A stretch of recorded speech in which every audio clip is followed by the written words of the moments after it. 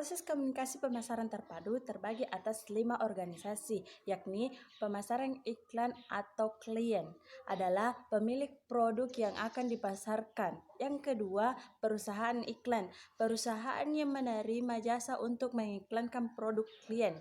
Yang ketiga, perusahaan media massa. Dan yang keempat, organisasi komunikasi pemasaran khusus atau bisa disebut dengan SMCO. Dan yang kelima, jasa kategori fungsi pendukung yang digunakan oleh pemasang iklan, perusahaan iklan, organisasi media, dan perusahaan komunikasi pemasaran. Adapun tugas dan tanggung jawab manajer periklanan mencakup beberapa hal sebagai berikut. Yang pertama itu perencanaan dan anggaran, dan yang kedua administrasi dan pelaksanaan. Yang ketiga koordinasi departemen lainnya, dan yang keempat itu koordinasi perusahaan iklan.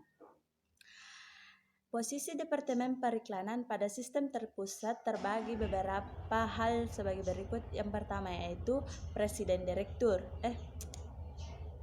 Posisi Departemen Periklanan pada sistem terpusat yaitu Presiden Direktur terbagi atas produksi, keuangan, pemasaran yaitu riset pemasaran, periklanan, penjualan, perencanaan produk.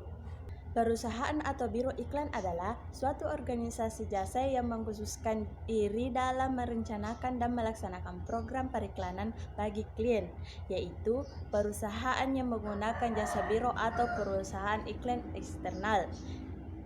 Banyak klien yang menggunakan perusahaan iklan yang menawarkan jasa secara lengkap, mulai dari jasa pemasaran, komunikasi, dan jasa promosi yang mencakup mulai dari perencanaan, menciptakan ide kreatif, produksi iklan, riset, hingga pemilihan media.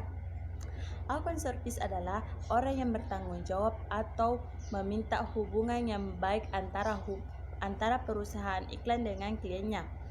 AE bertanggung jawab untuk memenuhi kebutuhan pemasaran dan promosi pemasang iklan dan menginterpretasikan kebutuhan itu kepada personal periklanan iklan. Ada juga klien yang tidak terlalu tertarik dengan menggunakan perusahaan iklan besar atau full service yang menyiapkan berbagai jasa pemasaran. Dalam dekade terakhir, perusahaan jasa iklan terbatas atau limited service.